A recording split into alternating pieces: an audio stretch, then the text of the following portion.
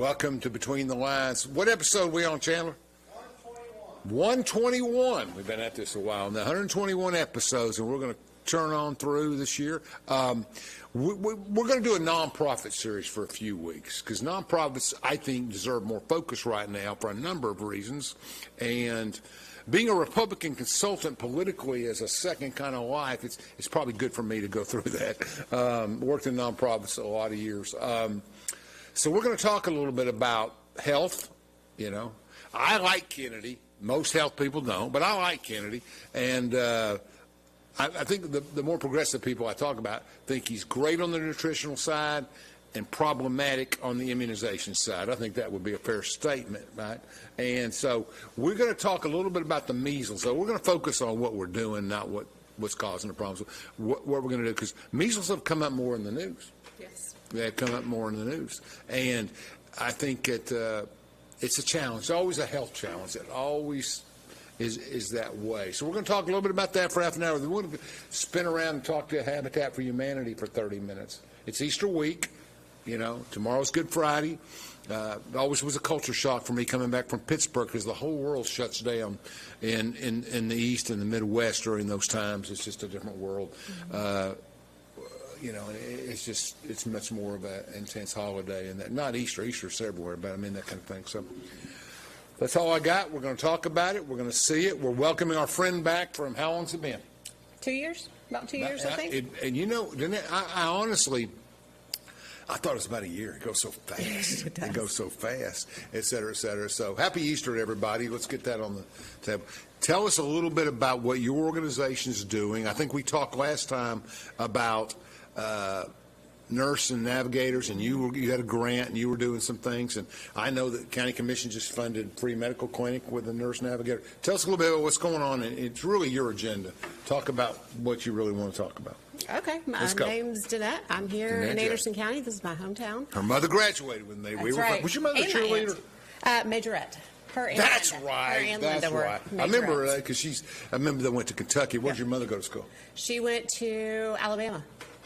Don't tell anybody. She went to Alabama. Well, we just told about 5,000 people, but that's all right. They won't track the name backwards. All right. So both very talented women, both very. I'm glad they're doing so well. Okay. Sorry. No. So I work for University of Tennessee College of Nursing on a grant-funded project, and it is funded by Tennessee Department of Health, and it is passed through federal grant. I believe it is. Yeah, usually most of them are. Okay, go ahead. And we are to address fallen routine immunization rates across Tennessee, all the way across. There's 17 of us across Tennessee. So I'm the East Region, one of two, but I take care of Anderson County and the surrounding counties. So how? Let's get right into this part. How does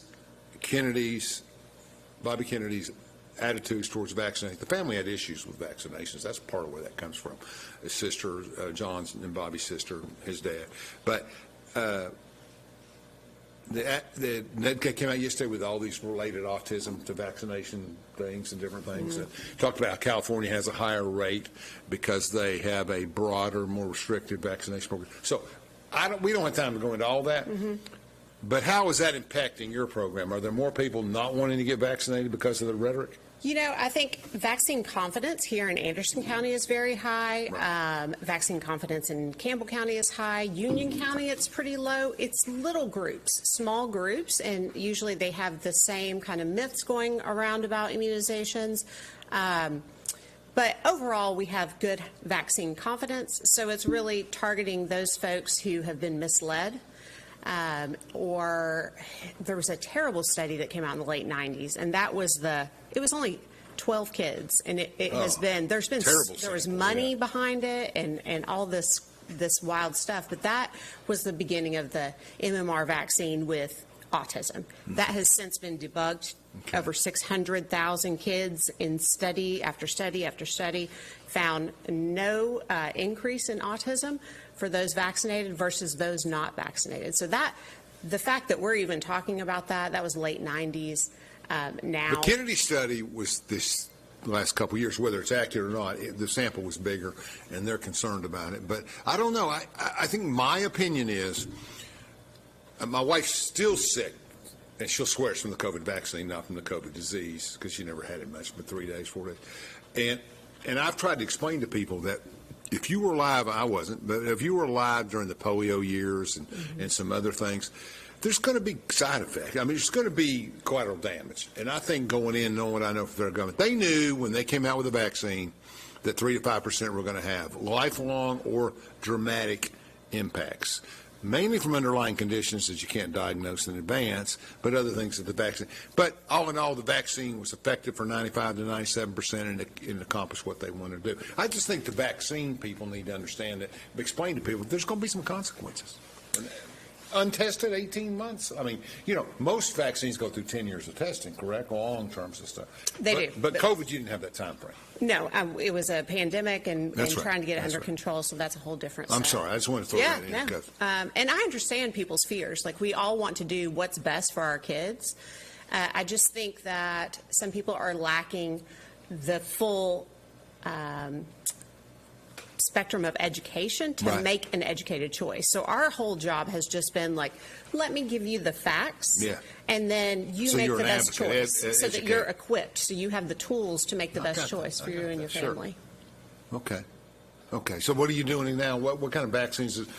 Tell me about measles. Why is measles an issue all of a sudden? Measles is an issue all of a sudden because it's highly transmissible. If you have 10 unvaccinated people sitting in a room and one person walks in with measles, 9 of them will catch it.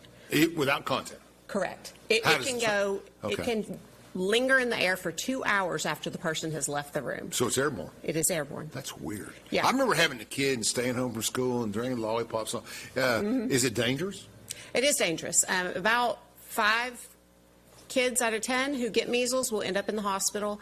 A lot of people think of like deaths, but we think about injury. When we were kids, we just laughed at it. We went home, stayed home for a week, and then came back to school. Nobody was ever affected. We never talked about that kind of stuff. Huh. Interesting. But I lived in Oak Ridge, and your mama did. Yep. We had different kinds of. We were science-based. We didn't worry about it too much. But I don't remember anybody having a measles problem that put them in a hospital. Oh, yeah. Not then. Measles, I don't remember. 3 to 5 kids. Worse than mumps? Yes. Okay. Because Worse it's more than chickenpox? transmissible. No. I'm talking about the actual experience, once you get it. I had the measles vaccine, so I haven't had it. But yes, I would say because it can wipe out your immune system too. Like measles attacks your immune system, so even after you've recovered from the immune system, your immune system is handicapped in going forward to fight other illnesses. Forever? Not forever. Okay. There are some people who have lifelong complications with their immune system after that. Okay. And tell me what areas you cover and what you're doing per se. So I do Anderson, Campbell, Claiborne, Morgan, Granger, Union, Roane, Scott. Okay. I think that might cover it. It's 9. And Knox County, too. Knox County has a lot more resources. So we really focus on our most vulnerable areas. Dog's going to get so cute. Yeah, she is. Okay. So the more rural a community is, the more questions they have about vaccinations. Would you say there's a correlation there? I do it by Union and Scott. I mean, wouldn't you say that people in, well, maybe let's reverse the question. The more highly educated they are, the more likely they're. I think some people think that they are highly educated, therefore they think that some quick read will give them all the information they need to know. And I think there are people who are highly educated who are misinformed. Well, people that are religiously or psychologically or personally have come to the belief that they don't want to do vaccinations, I'm okay with them. That's their decision. They've researched it. Whether you agree or don't agree. It's the people that just make a flimsy discussion and say, I'm not going to get one because I don't like it. Mm-hmm. Well, they're not prepared. They're not. They haven't committed one way or the other. How many vaccinated? I know what I got as a child, right? We had the same 3 or 4. Chicken pox. Or if you had it, you know all that kind of stuff. Mm-hmm. That's the one you hear about, that if you had chicken pox as a child, you may not get this, but if you didn't, you may get that. I hear that all the time. So chickenpox vaccine didn't come out. I didn't get the chickenpox vaccine. I actually had chickenpox, as I'm sure you did too. Yeah. Anybody born before 1980 is assumed to have had chickenpox. So chickenpox, you wanted to get it earlier in life. I don't know if you remember chickenpox parties. So if you hadn't had chickenpox yet, sometimes your parents would send you to the house of somebody who had it. That's because cruel. It gets more dangerous as you get older. That's the reason. I had it at 6 or 7 like everybody else did. Yep. Yeah. And so whether you've had chickenpox or you had the vaccine, later in life you can get shingles. There's a vaccine for That's that. it. That's what it is, yeah. So it doesn't matter if you had chickenpox by getting infected from someone else or you had the chickenpox vaccine. You are at risk for shingles later in life. You're at risk for shingles anytime once you've had chickenpox. I don't know too many. I know a few people that have had shingles, but it's not widespread in my community. But what would you say, 1 out of 20? Who get shingles? Yeah. It depends on the age. Once you get up to 80, it's like 70% of people 80 and older have had shingles. And it can come, you can have it over and over again because it's in the herpes virus family. And it's painful. Yes, correct. Yeah. And most of the time it's restricted. Sometimes not, but sometimes it's restricted to your back or your arm or something. It follows, if you, maybe in health science class, you saw all those nerves that wrap around the body that come out of the spine. It follows one of those. So it can come up your spine and go over your face, and then it's affecting your hearing and your vision. Or a lot of times we see it on the trunk. So it'll come around the midsection. It doesn't cross the midline. That's how you can tell shingles. Are some people more susceptible to shingles? If you have a lowered immune system, if you're sick, high stress, anything like that. When you think of cold sores, what triggers that? It's in the herpes family. Yeah. So it's the same thing. It always lives in your body. Once you're infected with it, it just stays dormant and then flares back up. Very, very interesting. So what's going on with measles in East Tennessee? Do we have more people getting affected than we did 10 years ago?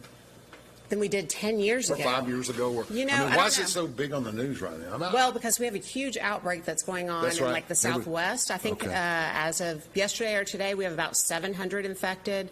We've had 2 children die. They had no previous health issues, and we've had 1 adult die.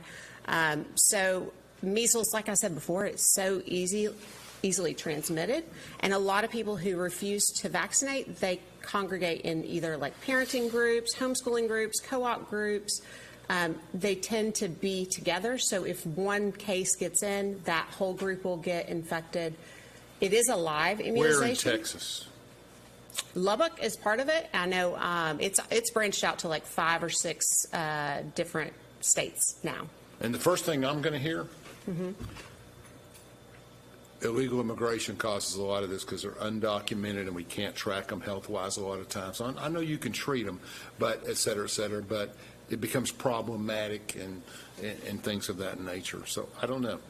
Most of the majority, they have done collected numbers on that. The majority of people who bring immunizations in, they're United States citizens who travel outside. That in makes particular, sense. That same thing. Makes sense. It's a Mennonite community, and they were going into another country between churches, and so that's... Makes sense. Yeah. Makes sense, doesn't it? I just think a lot of illness of what we've been able to track is that if you're scared to go to the doctor and you don't want to be documented, you don't want to get all this stuff, then you tend to spread stuff, whatever it is, more than other people. Well, wherever you're from. Some people want to go to the doctor and in Kansas, it's just all the same. I'd be interested in seeing correlation rates on some of that stuff. It would be interesting.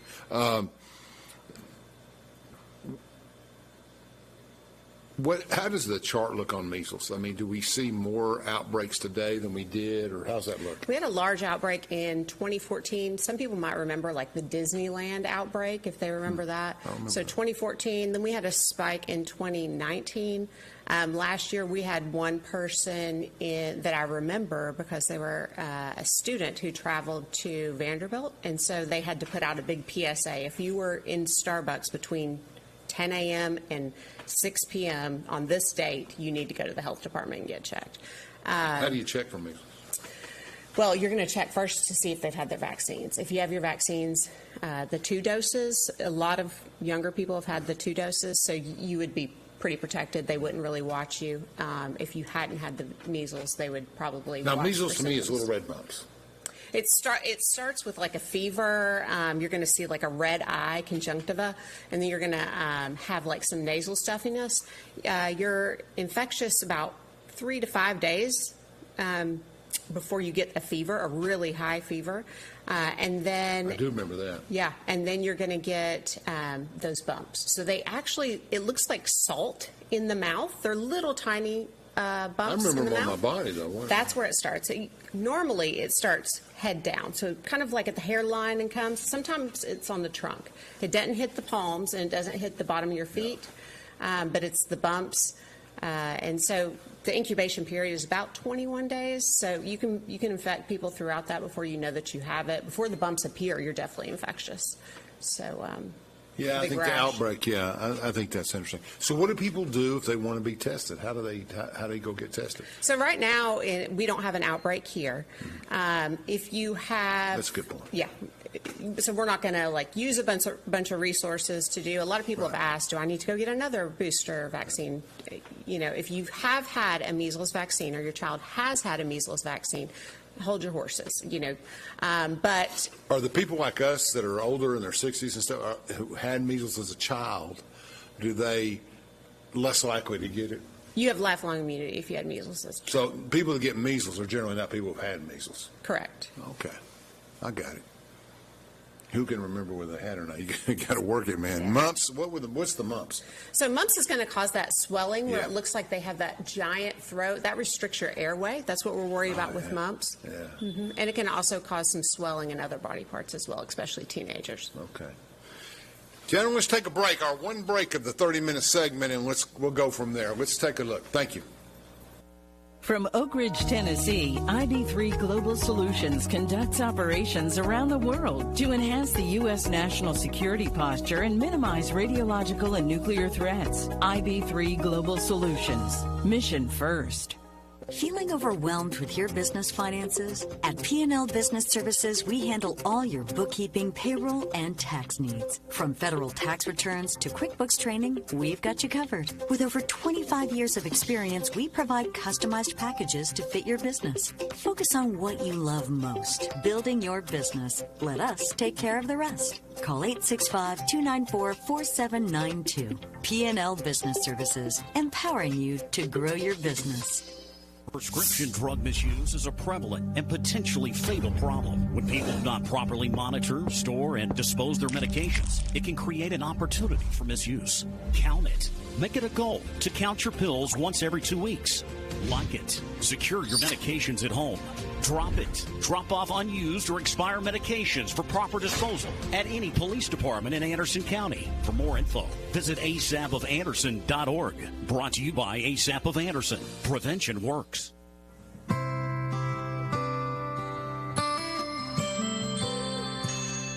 Over 14,000 neighbors live in fear of becoming sick or injured and having to make a choice between putting food on the table or seeking medical care.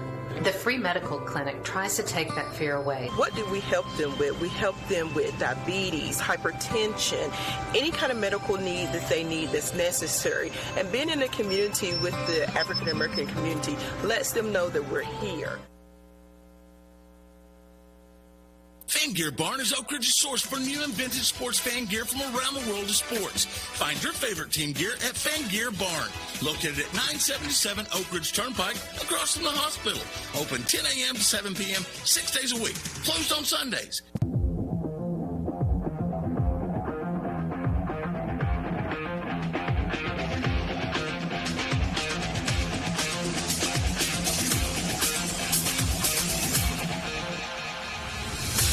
Okay, we're talking to Denette, and we're trying to figure out how to get more people educated. So you actually do programs that reach out to young children, school age. Yeah, I do programs from anywhere for people who are pregnant, just to let them know what's coming important. down and why we're doing these vaccines. A lot of people want to know why. For little kids, hand washing. You know, we had rotavirus that closed down schools for a while, so like that basic hand washing is still so important for infection prevention. And then, you know, when we Most start diseases are spread by touch and stuff. most are respiratory. When we talk about vaccine preventable illnesses like cold, flu, pneumonia, all those kind of things. Why wash your hands? Why is that so valuable to do that? Why does that help us? So a lot of our intestinal things, when you talk about little kids and they're constantly vomiting and throwing up, even babies are really susceptible to dehydration. The mask was a disaster with kids under 6 years old. I used to watch them all the time. Oh, they take them off. Trying to pull them off, yeah. They just couldn't handle it. I'm more of a herd guy. I do believe in herd. You know, our herd is not going to work, though, when we have larger and larger groups or percentages of unvaccinated people. So we don't really have herd unless the herd is vaccinated. I say get sick, get it through, make your body immune to it, the way that works. That's the herd mentality. But I've always been, I'll go back to it, I'm always a conformist. Get my shot, let me go back to work. I'm not. I think you're right, though. They did correlations in a California study I read about where they looked at the COVID virus in California. They looked at they couldn't find any correlation to that. The only thing that worked about people who did not get the disease are people who had very high levels of vitamin D.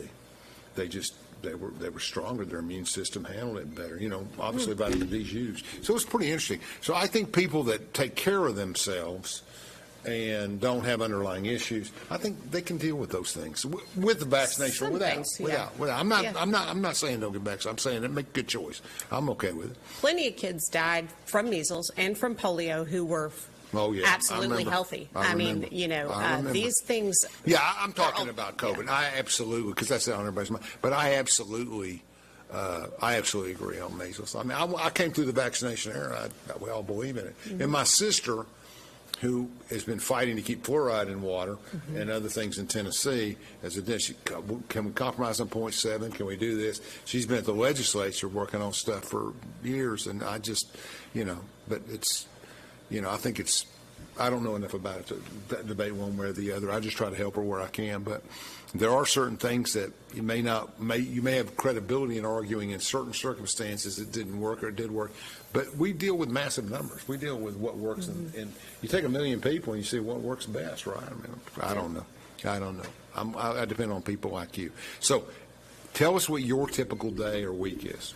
Oh, gosh, I don't have a typical day. Sometimes I'm in school systems and doing hand washing with the kids, like I said before. Yeah, tell me things you do redundantly over months or years. Things this will be part of my month, no matter what day it is.